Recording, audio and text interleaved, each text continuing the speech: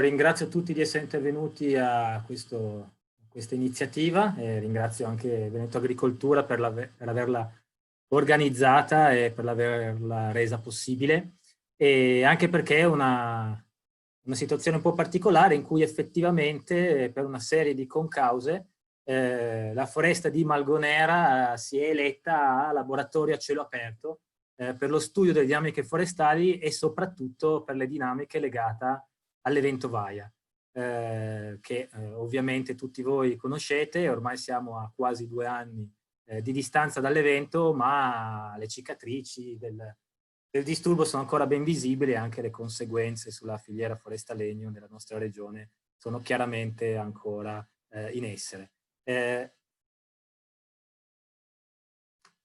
Non ho sentito tutta l'introduzione di Massimo per i problemi tecnici, spero di non sovrappormi, ma eventualmente poi a domande cercheremo di integrare le informazioni.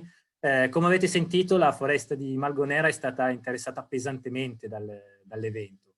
In questa slide potete osservare come tutta la Valle di San Lucano e poi soprattutto la parte inerente al sottobacino del Bordina sono stati pesantemente interessati dagli schianti, soprattutto schianti concentrati con una severità elevata soprattutto a carico della proprietà di Veneto Agricoltura, proprio della foresta di Malgonera, dove in effetti una percentuale molto elevata della foresta è stata interessata direttamente da schianti di alta severità e anche poi in buona parte con schianti diffusi.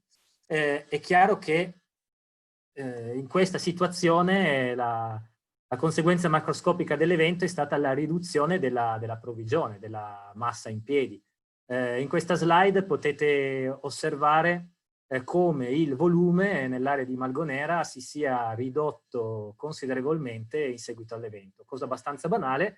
Non banale magari la rappresentazione in cui abbiamo dei dati LIDAR disponibili nel 2015, poi attualizzati con gli incrementi fino al giorno prima dell'evento, cioè il 2018, e poi a destra invece abbiamo la situazione post-evento con un dato LIDAR di luglio 2019 in cui si può apprezzare effettivamente la differenza di copertura forestale. Su queste già il Dipartimento si era mosso, su queste immagini, su questo dataset, per valutare effettivamente qual era la materia, il materiale a terra e qual era quindi la provvigione, se vogliamo, anche persa, che comunque il materiale che doveva essere sgomberato eventualmente subito dopo l'evento se vi era la necessità. Come già anticipato Massimo, questa è una situazione un po' particolare perché in effetti l'accessibilità del sito non è ottimale e soprattutto dopo l'evento non era assolutamente garantita. Da un certo punto di vista, entriamo nel dettaglio proprio sul coinvolgimento del Dipartimento TESAF e in primis del mio gruppo di ricerca, ma poi anche quello di tutti i miei colleghi. È chiaro che si presentava una situazione in cui avevamo un disturbo concentrato, quindi con ampie superfici schiantate, praticamente l'area più vasta all'interno della Valle di San Lucano, in cui si aveva questa caratteristica di severità, in cui la magnitudo del disturbo effettivamente ha dato adito a schianti su ampie superfici, così come delle zone con disturbi diffusi, come potete schianti diffusi, quindi un disturbo con limitata severità o comunque un gradiente di severità dallo zero, quindi dai popolamenti che hanno resistito fino a quelli invece che sono stati completamente schiantati.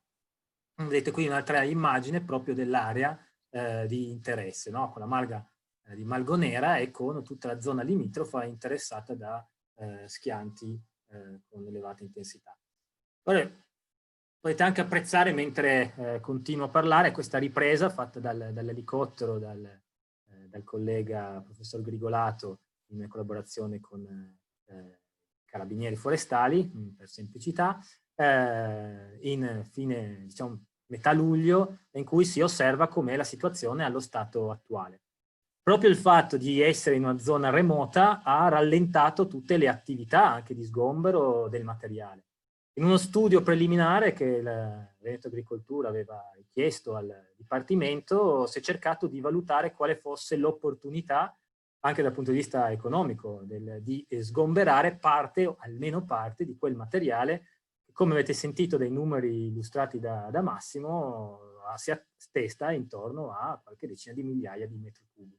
La prima stima era intorno ai 20, ottenuta soltanto dai dati assestamentali, ma come sappiamo questi dati soffrono del problema di sottostima, e invece su dati più realistici ecco che ci avviciniamo effettivamente a una cifra intorno tra i 25 e i 30.000 metri cubi di materiale atterrato o comunque stroncato e quindi diciamo non nella sua condizione normale. E qui vediamo una foto aerea, sempre di luglio 2019, mentre le immagini prima erano di luglio 2020, in cui si osserva il cuore principale dell'area. A questo punto, confrontandoci con Veneto Agricoltura e avendo già in essere dei rapporti con diversi progetti, si è pensato bene di fare un passo successivo, anche dietro una proattiva spinta dell'amministrazione di Veneto Agricoltura, e quindi di andare oltre, quindi di fare qualcosa in più, di rendere effettivamente questa foresta un laboratorio a cielo aperto, che anche in questo periodo, anche col discorso Covid, parlare di laboratori a cielo aperto è sempre qualcosa di utile, anche in prospettiva, ma proprio per, sia dal punto di vista didattico, dal punto di vista della ricerca, e anche dal punto di vista della formazione continua. Quindi di un posto dove poter formare o continuare a formare i liberi professionisti, i tecnici forestali, con dei casi concreti, reali, in cui si testano diversi interventi, diversi trattamenti.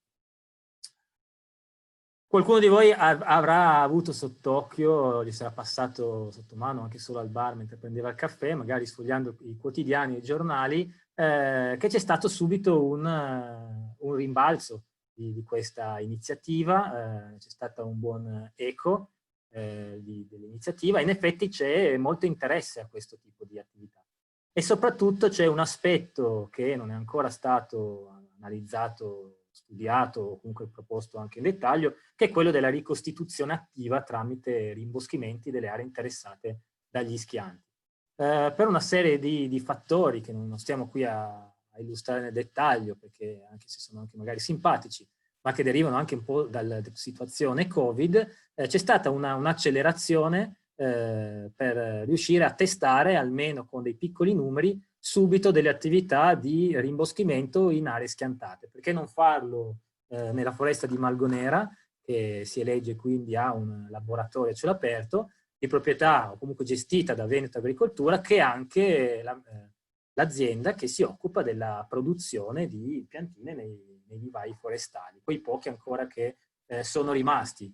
È chiaro che quando parliamo di vivaistica forestale a volte sembra quasi di parlare di qualcosa di storico, non dico di archeologia, ma qualcosa che in effetti negli ultimi anni abbiamo un po' dimenticato, abbandonato, semplicemente perché non c'era l'esigenza. Per fortuna almeno delle realtà hanno continuato a funzionare, sono state attive e sono state comunque gestite in maniera almeno ottimale per riuscire ad essere operative in questo momento, ed è come il vivaio di Pian di Spina.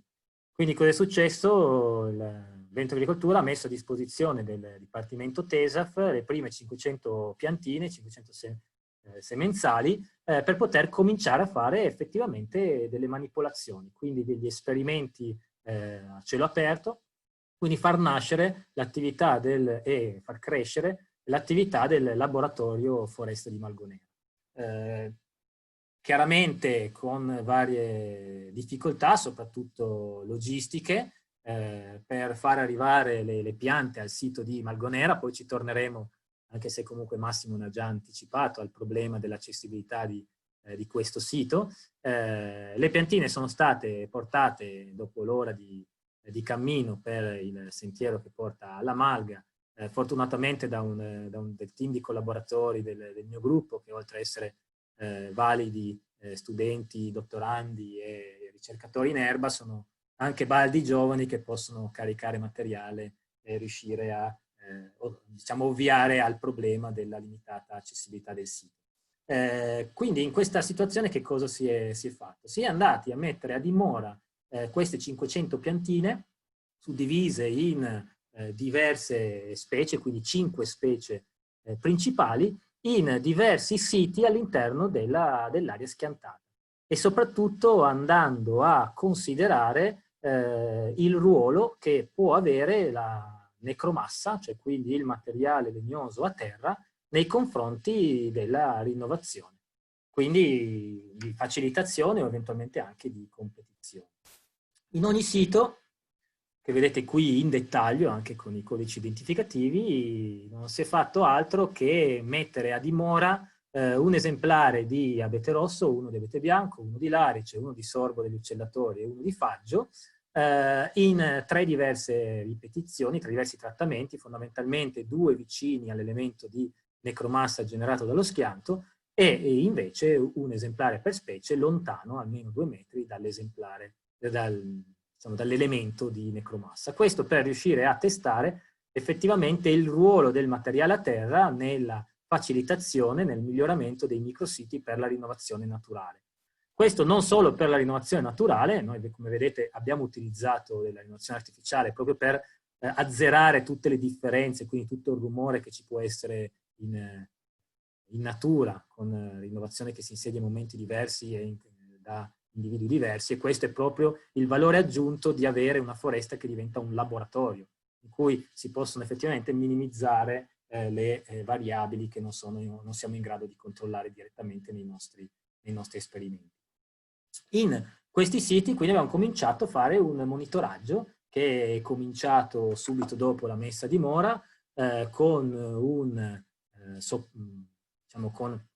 un rilievo regolare ogni 15 giorni o ogni 10 giorni a seconda del caso, con dei sensori per andare a misurare la temperatura e il contenuto idrico del suolo in tutti i siti dove sono stati messi a dimora le piantine di rinnovazione. Queste piantine sono state chiaramente misurate quando sono state messe a dimora e verranno anche monitorate nel tempo, quindi proprio tra 10 giorni ci sarà l'ultimo rilievo per andare a vedere qual è il tasso di mortalità e qual è il tasso eventuale anche di accrescimento nella prima stagione vegetativa.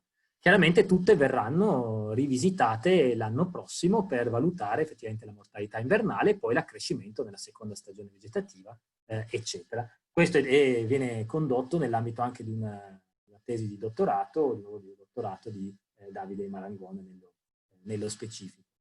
In più, che cosa abbiamo anche fatto? Oltre ad andare a misurare con dei sensori, quindi le variabili che potevano andare a influire sulla qualità del microsito, si è anche ricostruito in maniera tridimensionale e digitale il cumulo di necromassa che andava a formare e quindi questo potenziale microsito, e attraverso un protocollo che abbiamo implementato e che proprio in Malgonera stiamo testando sul campo, abbiamo condotto un'acquisizione di un filmato a 360 gradi dell'elemento, i dati vengono ricostruiti in ambiente GIS con un software di ricostruzione tridimensionale dell'ambiente, come vedete nell'immagine in mezzo, quindi si ricrea fondamentalmente un modello digitale dell'elemento e poi si fanno passare degli algoritmi che mi vanno ad esempio a misurare qual è l'energia luminosa che arriva sui siti che si trovano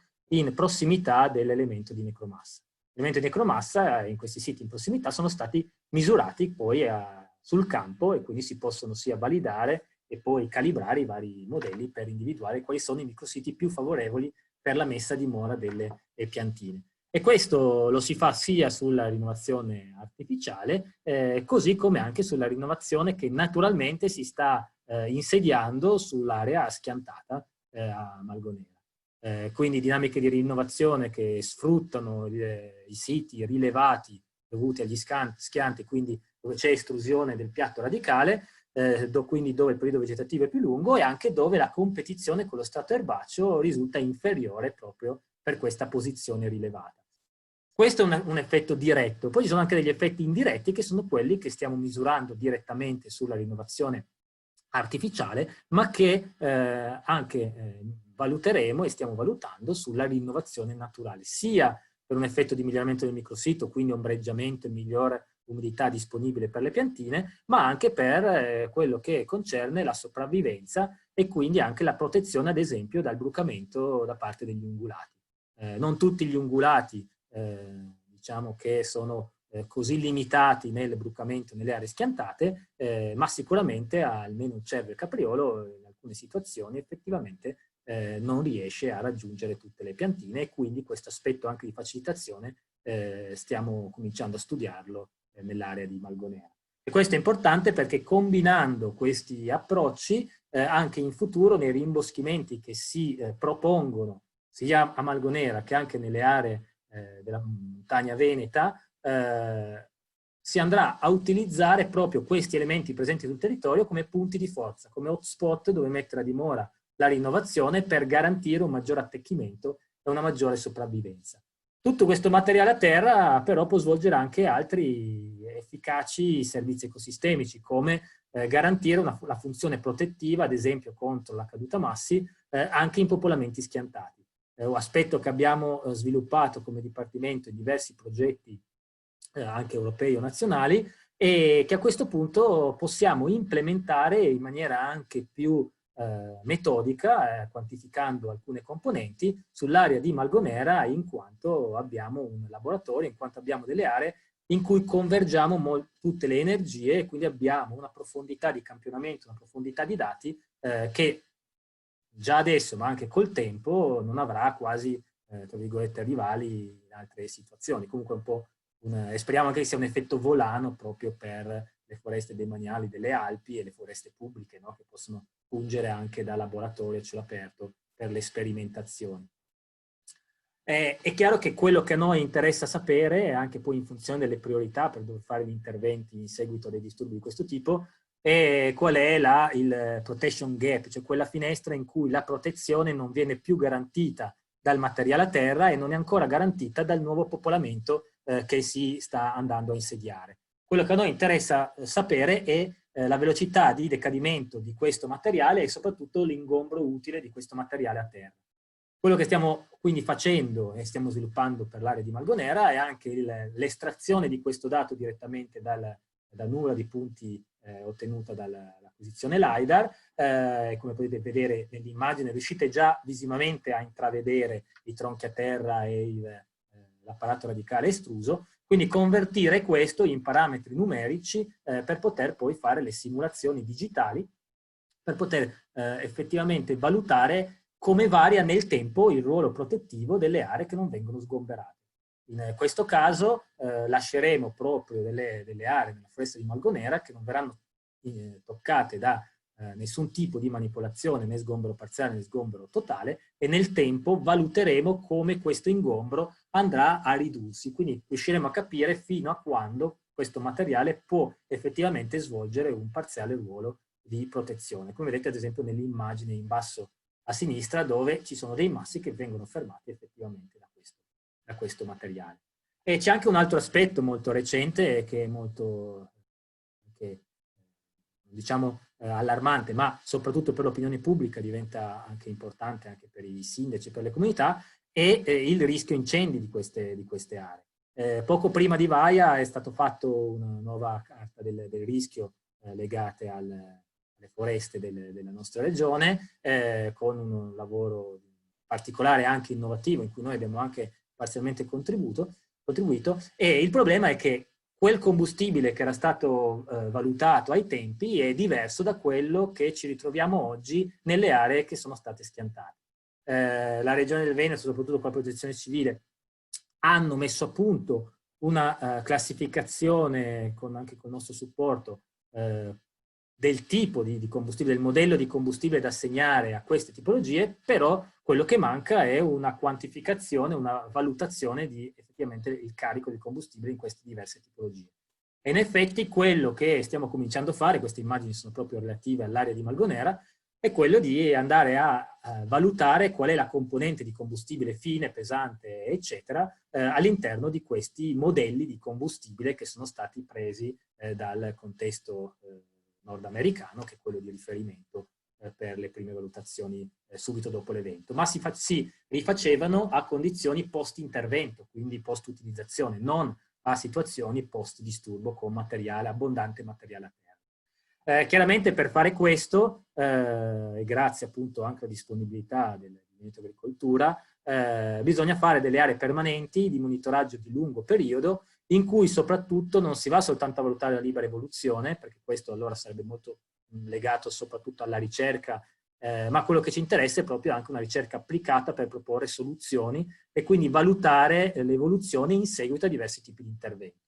Quindi con l'amministrazione stiamo appunto valutando i confini, quali aree, quali tipi di intervento effettuare all'interno della foresta di Malgonera, che non è sola, ma sarà inserita in un network all'interno di foreste alpine interessate da VAIA, quindi ci saranno 1 o 2 foreste per ogni regione, con la collaborazione di altri atenei e soprattutto sotto l'egida della SISEF, che è la Società Italiana di Selvicoltura ed Ecologia Forestale, proprio per mettere in rete queste informazioni e per non avere soltanto un esempio, ma averne diversi e quindi avere dei risultati effettivamente spendibili anche dal punto di vista applicativo e tecnico. Ci sono chiaramente in questi siti, che andremo a definire più in dettaglio proprio nel prossimo mese con l'amministrazione, ci sono diverse domande che proveremo a rispondere, in primis quello che chiaramente tutti voi conoscete, che è l'impatto che può avere la fauna selvatica sulla rinnovazione naturale, ma anche sulla rinnovazione artificiale che viene messa a dimora in questi siti, sia interessati da interventi, quindi di sgombero, sia invece lasciati a libera evoluzione. Ma da qui, quindi da oggi, dal 2020 in poi, ci saranno diversi parametri che andremo a valutare nell'evoluzione della foresta di Malgonera, che sono legati all'erosione superficiale, alla biodiversità che si va a instaurare in questi siti, alle dinamiche di necromassa, come già anticipato, facilitazione e anche al ruolo dei servizi ecosistemici. In più, quello che si andrà anche a fare nei piccoli rimboschimenti che si andranno a mettere a dimora nel prossimo periodo è utilizzare dei approcci differenti sia per provenienza delle specie, mescolanza, struttura dei rimboschimenti e anche il tipo di protezione che si vuole testare. Soprattutto nell'ottica di creare dei popolamenti più resistenti e più resilienti a futuri disturbi. Una parte, forse sarà già stato argomento degli interventi di stamattina, verrà anche indirizzata un po' al discorso della migrazione assistita, quindi anche per vedere se effettivamente si può applicare alcuni test legati a questo aspetto. Come vi ha anticipato Massimo, il problema dell'accessibilità è chiaramente un grosso problema per svolgere comunque queste attività e non solo.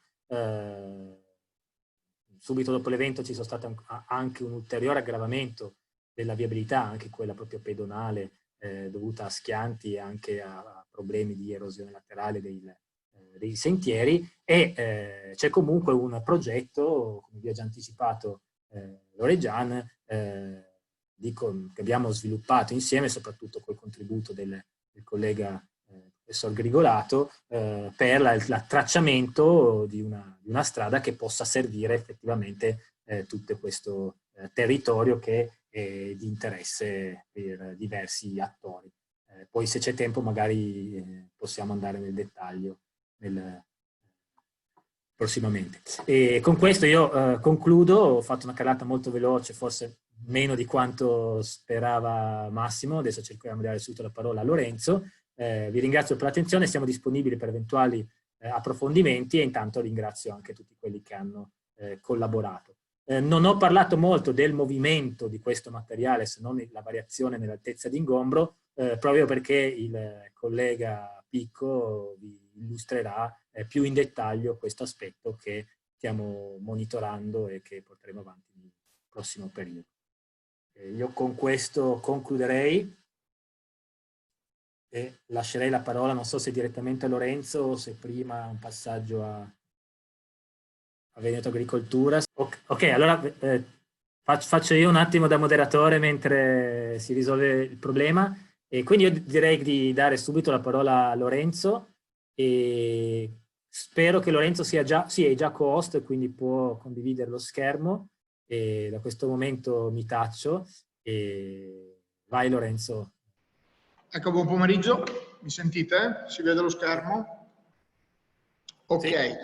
Allora, io contrariamente a quanto mostrato da Emanuele, vi farò vedere un breve excursus su quello che è la tematica del legname in alveo, perché è un argomento che è una ventina d'anni che è diventato interessante in maniera approfondita per la comunità scientifica e per poter trasmettere anche all'approccio tecnico alla gestione dei corsi d'acqua in bacini forestati, aumentandone la conoscenza e aumentando quello che può essere l'approccio.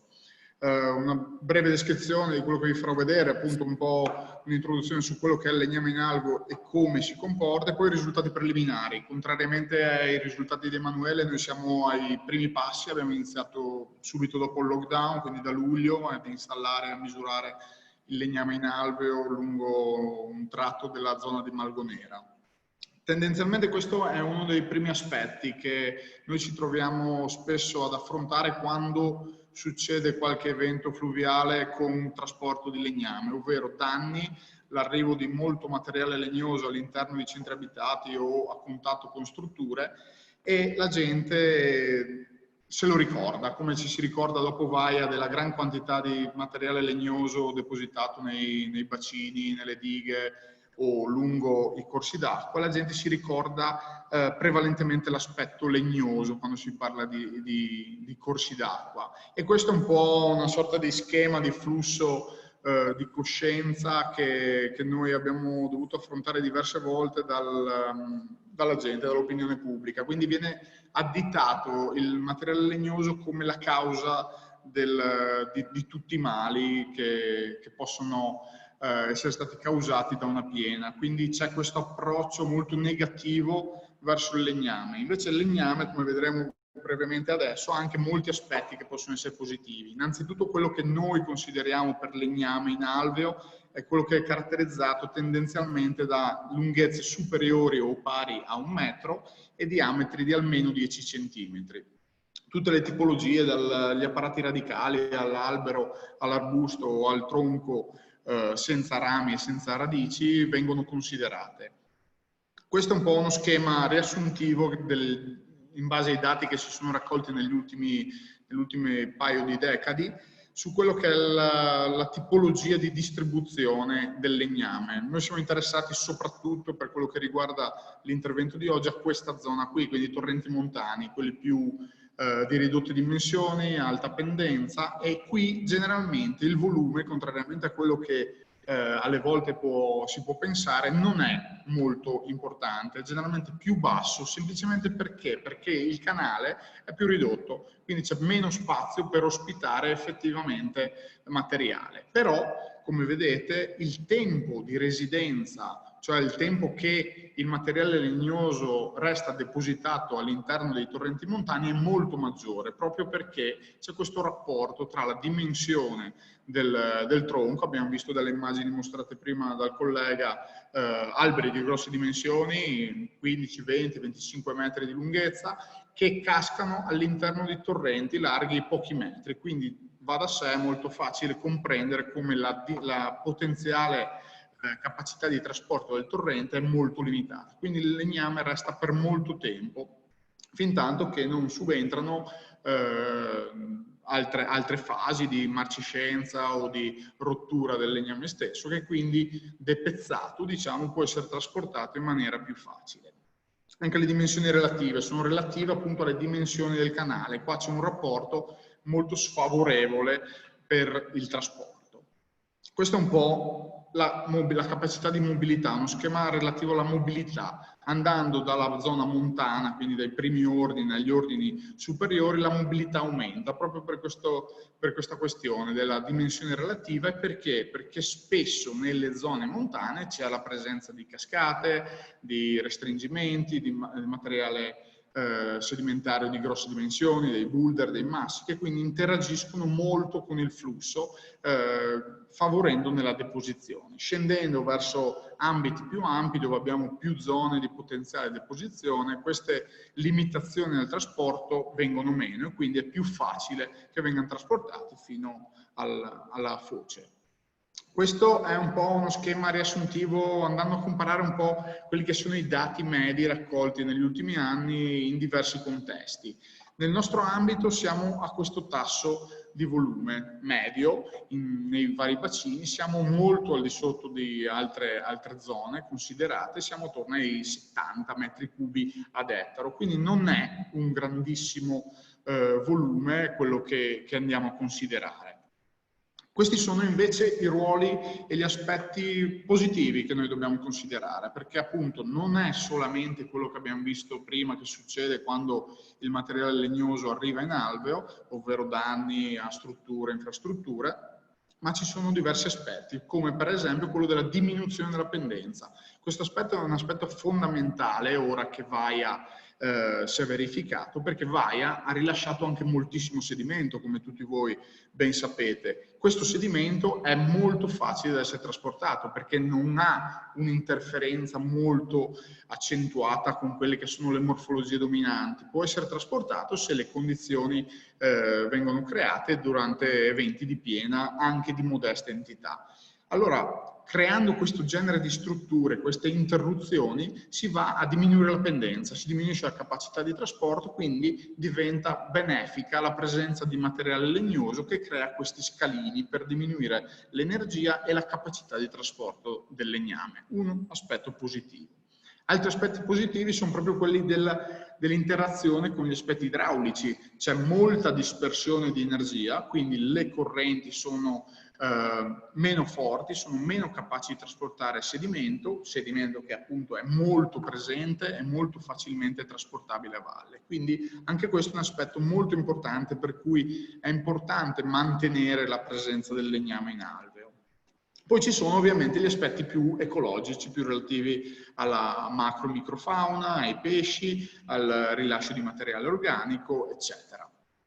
Importante è però tenere in considerazione l'equilibrio che necessitiamo. Viviamo in zone molto densamente popolate, quindi dobbiamo considerare che sì, ci sono questi aspetti positivi del legname, ma quando il legname inizia a muoversi, quando la capacità di trasporto del corso d'acqua diventa attiva, iniziano i problemi. Perché? Perché appunto ci sono interazioni con strutture, ponti, briglie, strade, ma anche con abitati. Spesso appunto il discorso che facevo prima, spesso viene visto il lascito della piena come il deposito di ingenti quantità di legname all'intersezione con strutture o villaggi, quindi diventa un problema.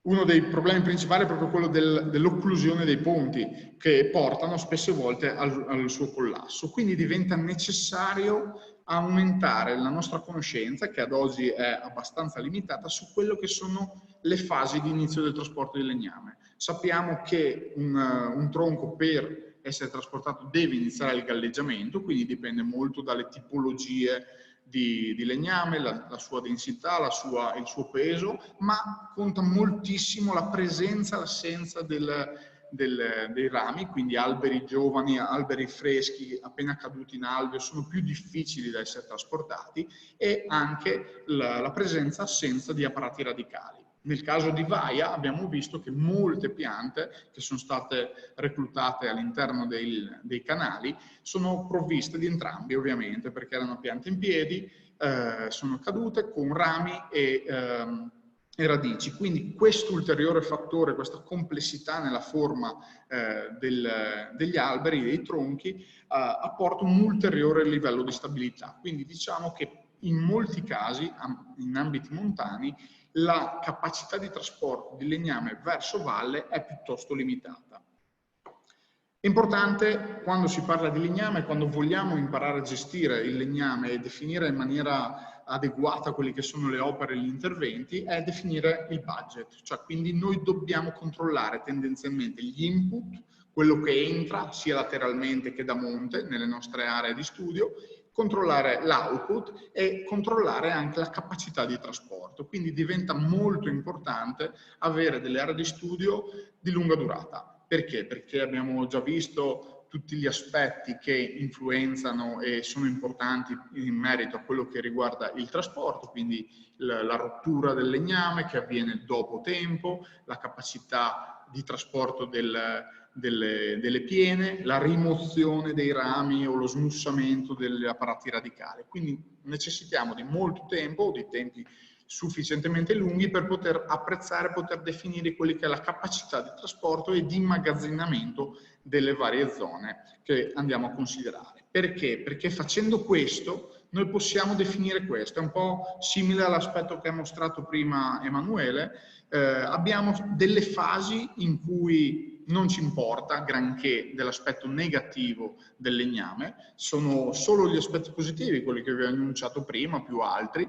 Solamente in certe fasi, solamente quando la piena, la condizione idrologica è superiore a determinati livelli, a determinate soglie, passiamo nella fase dove potenzialmente ci possono essere degli effetti negativi. Questo diventa fondamentale e è quello su cui noi dobbiamo cercare di lavorare, dobbiamo capire per poter far cosa? Poter dimensionare gli interventi, dimensionare le strutture, individuare quelle che sono le strutture più adeguate per poter fare un controllo adeguato mantenendo l'equilibrio tra le varie strutture. Come vedete questo schema molto semplice proposto da Rimbaud nel 2004 individua due parametri soli necessari all'individuazione di qual è la tipologia di struttura necessaria. Noi dobbiamo solamente individuare la portata liquida e la quantità di legname, perché in base a delle relazioni, in questo caso aree di studio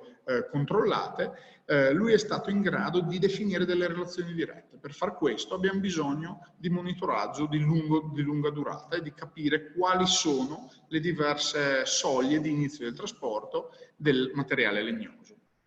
Andiamo ora a vedere un po' quelli che sono gli aspetti relativi al TEGNAS prima e dopo entreremo un po' più specificatamente nei risultati preliminari di Malgonera. Questa è una mappa molto simile a quella che ha mostrato prima Emanuele. Io vi aggiungo anche tutto quello che si è creato da un punto di vista dei canali. Io parlo di canali, di acque e sedimenti, quindi nella zona di Angherazzi si sono creati, si sono riattivati molti canali da colata, ma la zona che interessa di più a noi è la zona della Bordina, il sottobacino della Bordina, dove ci sono stati, oltre agli schianti, diverse zone di instabilità superficiale che hanno generato molte variazioni, non solo input di legname o predisposizione all'input, perché molto legname è ancora solamente sul versante, appunto per le immagini che ha fatto vedere Emanuele prima, questa grossa interazione, questo vincolo che interagisce fra ogni elemento e quindi non permette un suo spostamento direttamente in canale. Ma questo è l'aspetto che molti di questi canali hanno nel bacino di Malgonera, nel bacino della Bordina, scusate. Sono molto incisi, molto instabili, oltre ad avere molto sedimento fine e facilmente trasportabili, ovviamente via via che passerà il tempo continueranno a far cadere tronchi all'interno o sospesi al di sopra del canale stesso. Quindi è una dinamica in divenire. Perché ci interessa analizzare questi aspetti in questo sottobacino? Perché andando ad analizzare la mappa della connettività, questa è una mappa di connettività che è fatta soprattutto per un'indagine qualitativa del potenziale flusso di sedimenti. Le zone rosse sono ad alta connettività, quindi propense a generare flussi di sedimenti all'interno del canale. Le blu sono quelle disconnesse. Vediamo che, come era facile aspettarsi, tutta la valle principale del Tegnas, la valle di San Lucano, è caratterizzata da bassa connettività. Questa è l'area di studio dove abbiamo iniziato i nostri rilievi, quindi quella proprio immediatamente adiacente alla malga di Malgonera. Abbiamo stimato quello che è il materiale legnoso che c'è all'interno. Se ricordate il grafico di prima, in questa zona ci sono 220 metri cubi all'ettaro, cioè circa il triplo rispetto al valore medio che abbiamo indicato prima.